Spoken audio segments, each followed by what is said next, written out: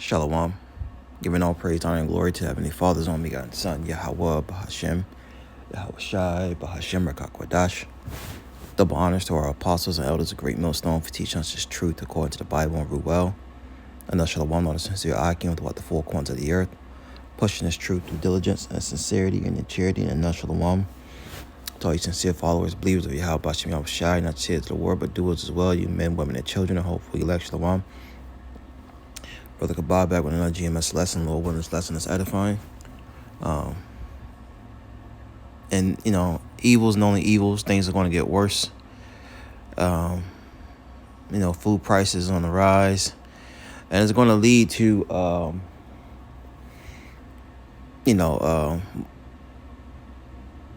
chaos. People kicking indoors for the lack of food and bread and water, things of that nature. And this article is going to go into things that's going on right now with the tariffs and food prices. But, the only solution is, turning back to Yahweh, Bahashem, Yahweh Shai.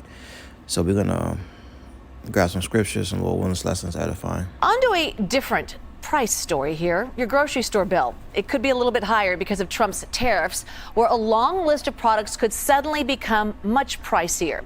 So food industry analyst and editor for the site supermarketguru.com, Phil Lempert, joining us now. Obviously, this is the million-dollar question. We really want specifics.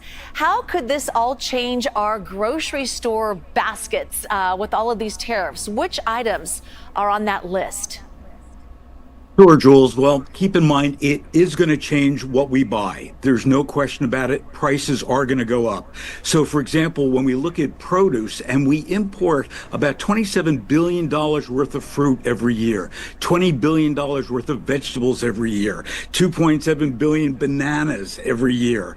So, when we look at these tariffs, and especially on bananas, because there are tariffs on Guatemala, Ecuador, Costa Rica, that's going to be more expensive, and in some cases, even shortages. If we look at apple juice, for example, 60% of all the apple juice that we consume here in the U.S. comes from China. We import about $18 billion worth of beverages every year. Now, when we look at wines from Italy, 2.5 billion, from France, 2.5 billion. Our number one beer here in the U.S. Actually is a Mexican beer, Modelo Especial. We import $5.6 billion of that. So while the numbers that we're hearing from the administration says, grocery prices might go up, 1.5% to 2%. On average, that's true. But when we look at these specific categories of imports, it's going to be a lot higher. We've got this tariff on Vietnam, where we import just so much of our shrimp from, 46%. That means the price of shrimp is going to go up probably at least 50%. So I'm hearing produce, seafood, coffee, everything that we're showing on the screen right there. Now, President Trump has told American farmers to ramp up its production in response to the tariffs. So what do you say to that? Can we grow everything? No, absolutely not. The people who are doing this tariff know nothing about the food industry. The food industry is global. And in fact, we used to grow a lot of our foods here. Keep in mind that about 99% of all the foods in the supermarket started in the ground. Even Twinkies have ingredients that started in the ground. So we've got to realize that because of climate change, we can't grow everything, whether it's in California, whether it's in Florida. We grow soybeans, wheat, and corn really well. But the other products that we want, not so much. Okay, I didn't know that about Twinkies. Anyway, moving on. What is the advice to consumers? Do we stock up? Do we just wait and see? What's your advice? I think we do stock up, but it depends on what the products are. So, for example, you don't want to stock up on produce because it has a short shelf life. But canned beer, for example, you could stock up on tequila. From Mexico, you can stock up on some of the wines. In fact, I was looking at some reports this morning that said wines could go up easily from the EU about 30%. Because keep in mind, it's not just the tariff, but what happens is the tariff gets passed on from the exporter to the distributor to the retailer. So everybody adds a little bit more to it. So when we hear this 10%, that could easily translate to 15 or 20%. Also, you're going to laugh, but toilet paper and paper towels, just the way we had during the pandemic, they could be at risk because we get a lot of our wood pulp from Canada. All right, Phil Lempert, good advice. Food industry analyst and editor for the site. There you go. All right, let's go to Book of Matthew. And try to bring out some scriptures. This is Matthew chapter 24, verse 3. And as he sat upon the Mount of Olives, the disciples came unto him privately, saying, Tell us when shall be these things, and what shall be the sign of thy coming, and the end of the world. Jumping down. Verse 6, And ye shall hear wars and rumors of wars, and we are hearing those things now. All right.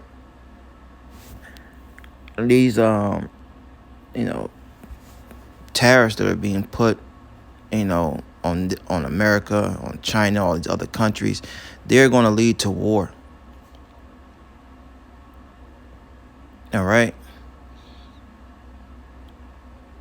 You got some experts saying that we're already in World War III, which I strongly believe. All right. It says, See that ye be not troubled, for all these things must come to pass, but the end is not yet. All right, because we gotta go through that time of the hour of temptation. All right, the MOTB written in Revelation 13, that no man can buy or sell save he that has the mark. All right, which is that implantable device, that charagma. All right. It says, verse 7, For nation shall rise against nation, and kingdom against kingdom. You seeing that happening now. And there should be famines. All right, this is what I wanted. And pestilences and earthquakes in diverse places. All these are beginning of sorrows. Now, famine is a lack of something. All right, and with these food prices going up, everything is trickling down to the consumer. And the consumer has to pay the increase. So whereas, you went to the grocery store and it's been like this for a while now, and things are only going to get worse. They're not, each and every day we get a day closer to things getting more worse than it was yesterday. All right. All these prices are on these foods are skyrocketing, man. And it's going to lead to looting. It's going to lead to kicking in the doors as it goes into, matter of fact, Second Ezra's. This is just a domino effect. And it's going to get out of the hands of the elites, because the elites are the one that's orchestrating this, all right, through Yahweh Bashim Yahweh Shai, man. And the Lord's going to have it to where it gets out of their hands. 2 Ezra 15:1, Behold, speak thou in the ears of my people the words of prophecy, which I will put in thy mouth, saith the Lord. Jumping down.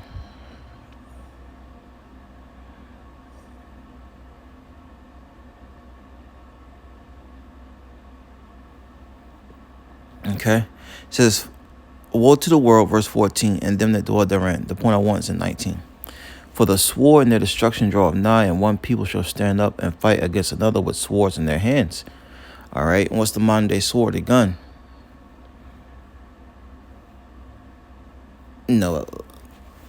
We have to always say it. People can deal without entertainment. People can deal without, different types of, fashion and all this madness and phones. What people cannot deal without is food and water. And that's what the Lord is getting ready to put the squeeze on. It says, verse 16, for there shall be sedition among men. All right, speech causing people to rebel against the higher ups. And you see this in movies when shit hits the fan. It says, and invading one another. Now, why would they be invading one another? Why would men be invading one another? Because that person has something that they want. They shall not regard their kings nor princes. What's the modern kings and princes? Your presidents, your governors, your mayors. It says, in the course of action shall stand in their power. Why? Because the police force is going to be pretty much non-existent. They're going to be trying to protect their family, their loved ones. Verse 17, a man shall desire to go into a city and shall not be able. For because of their pride, the cities shall be troubled, the houses shall be destroyed, and men shall be afraid. All right, and one of the major reasons why this is happening because of the pride of Babylon. All right, the daughter of Babylon, aka America.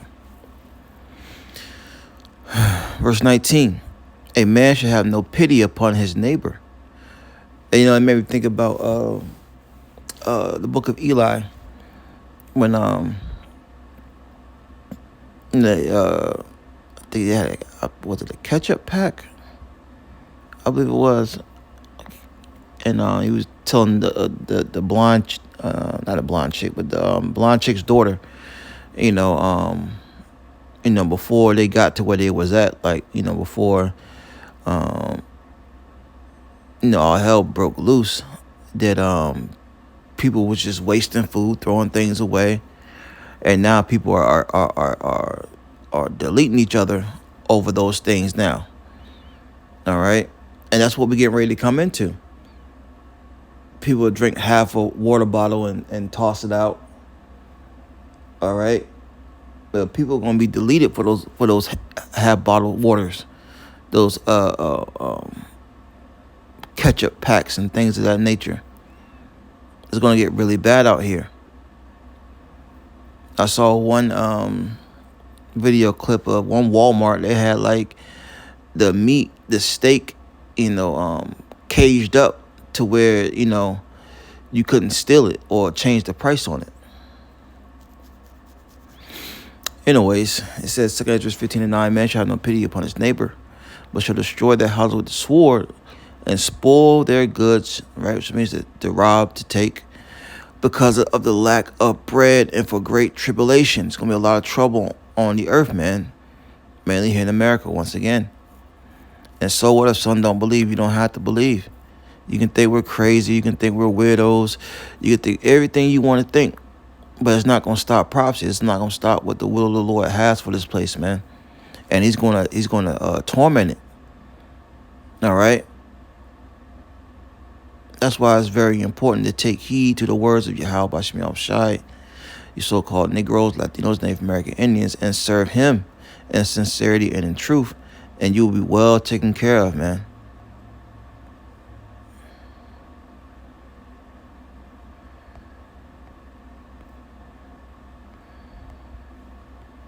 Isaiah 65 says, therefore I will number you to the sword, verse 12, and you shall all bow down to the slaughter. Because when I called, you did not answer, and the Lord is calling now. All right? When I spake, you did not hear, but did evil before my eyes, and did choose that wherein I delighted not. Because Jake is all about fulfilling the flesh. All right, doing their own will. And that led us to idol worshiping. That led us to doing all types of madness, transgressing the ways of the Lord.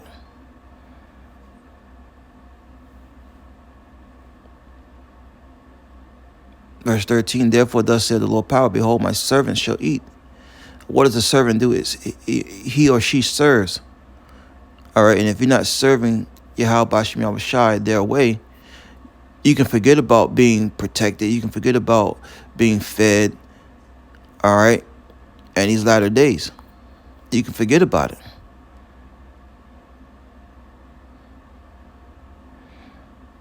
It says, Behold, my servant shall eat, but ye shall be hungry. Behold, my servant shall drink, but ye shall be thirsty. Behold, my servant shall rejoice, but ye shall be ashamed. Right. And a great shame is coming upon 2/3 of our people in these latter days that forsake Yahweh Bashim Yahushai for their careers, for the things they wanted to do in life, how they wanted to do. All right. Verse 14, behold, my servant shall sing for joy of heart, but ye shall cry for sorrow of heart, and shall howl for vexation of spirit. Now how heavy, how loud, all right, is that howl going to be? Because the only person, the only entity that could help you is forsaking you.